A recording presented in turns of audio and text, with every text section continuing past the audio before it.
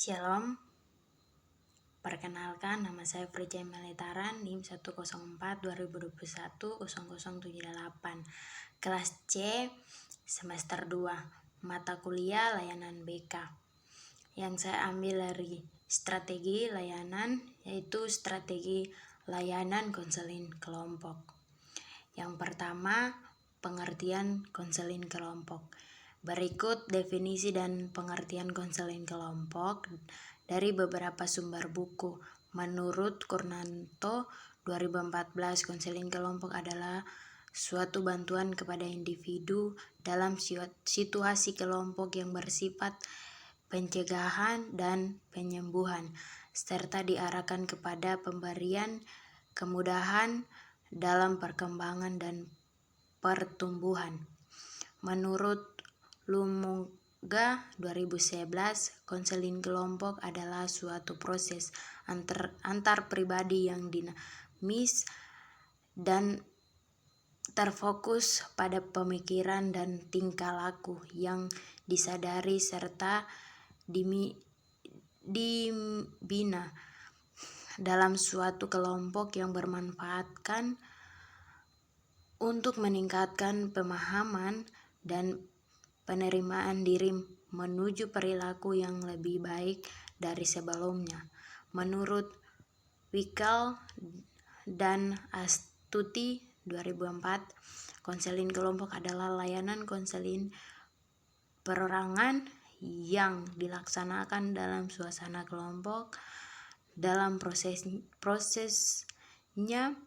hubungan konseling diusahakan dalam suasana hangat, terbuka, permisif, dan penuh keakraban.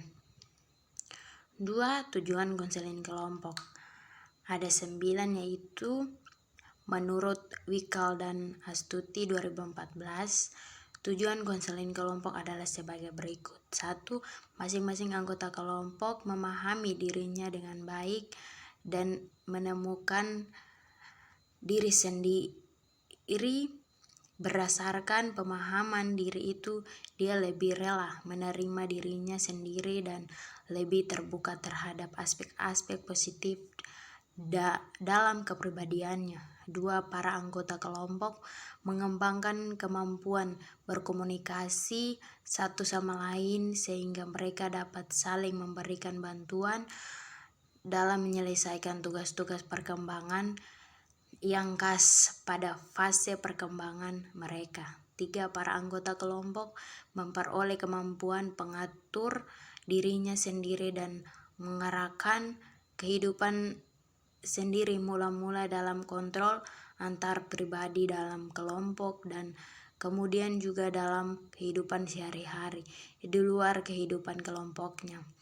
4. Para anggota kelompok menjadi lebih peka terhadap kebutuhan orang lain dan lebih mampu menghayati perasaan orang lain. Mereka dan penghayatan akan lebih membuat mereka lebih sensitif juga terhadap kebutuhan dan perasaan-perasaan sendiri. 5. Masing-masing anggota kelompok menetapkan suatu sasaran yang ingin mereka capai yang diwujudkan dalam sikap dan perilaku yang lebih konstruktif. 6. Para anggota kelompok lebih berani melangkah maju dan menerima resiko yang wajar dalam bertindak daripada tinggal diam dan tidak berbuat apa-apa. 7. Para anggota kelompok lebih menyadari dan menghayati makna dan kehidupan manusia sebagai kehidupan bersama yang mengandung tuntunan menerima orang lain dan harapan akan diterima orang. 8. Masing-masing anggota semakin menyadari bahwa hal-hal yang memperlihatkan bagi dirinya sendiri kerap juga menimbulkan rasa prihatin dalam hati orang lain. 9. Para anggota kelompok belajar berkomunikasi dengan anggota-anggota yang lain secara terbuka dengan saling menghargai dan menaruh perhatian. Manfaat konseling kelompok.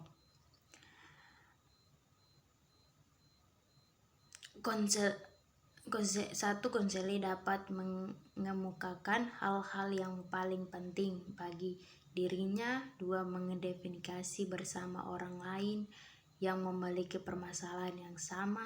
3. Meningkatkan kesadaran diri, menilai perolehan balikan yang ikhlas dan jujur dari orang lain. Komponen konseling kelompok.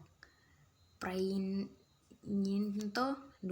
1995-135 menjelaskan bahwa dalam konseling kelompok terdapat 3 komponen yang berperan, yaitu pemimpin kelompok, peserta atau anggota kelompok, dan dinamika kelompok. 1A. Pemimpin kelompok. Pemimpin kelompok adalah komponen yang penting dalam konseling kelompok. Dalam hal ini, pemimpin bukan saja mengarahkan perilaku anggota sesuai dengan kebutuhan, melainkan juga harus tangkap terhadap segala perubahan yang berkembang dalam kelompok tersebut. Anggota kelompok. Keanggotaan merupakan salah satu unsur pokok dalam kehidupan kelompok. Tangkap kelompok. Tidakkah mungkin ada kelompok? Tidak semua kumpulan orang atau individu dapat dijadikan anggota konseling kelompok. Dinamika kelompok. Dalam kegiatan kelompok, dinamika konseling kelompok saja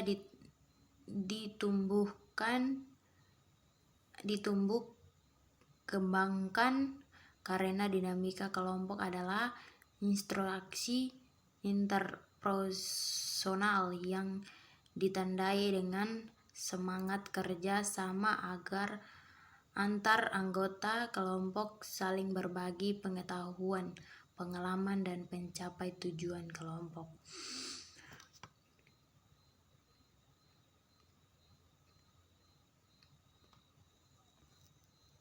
Tahapan konseling kelompok. Adapun menurut PAID 2017, kegiatan yang dilakukan dalam tahap konseling kelompok adalah sebagai berikut. 1. Kegiatan awal.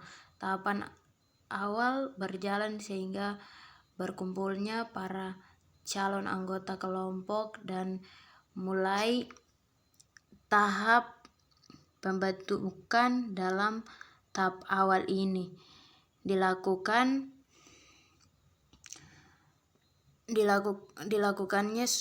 upaya untuk menumbuhkan minat bagi terbentuknya kelompok yang meliputi pemberian penjelasan tentang kelompok yang dimaksud, tujuan dan manfaat adanya kelompok, ajakan untuk memasuki dan mengikuti kegiatan konseling kelompok, dan memungkinkan adanya kesepakatan dan kemudahan bagi penyelenggara kelompok yang bermaksud. B. Konseling peralihan. Setelah suasana kelompok terbentuk dan dinamika kelompok sudah mulai timbul, kegiatan dalam kelompok hendaknya dilanjutkan ke arah lebih jauh oleh pemimpin kelompok menuju kegiatan kelompok.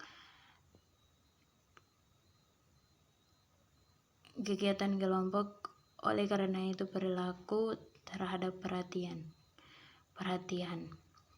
Kegiatan pokok terhadap ketiga ini merupakan inti dari kegiatan kelompok, maka aspek-aspek yang menjadi isi dan pengirim cukup banyak serta masing-masing aspek tersebut perlu mendapatkan perhatian yang saksama dari pemimpin kelompok. Pada tahap inti terdapat alokasi waktu yang cukup lama dalam keseluruhan kegiatan kelompok.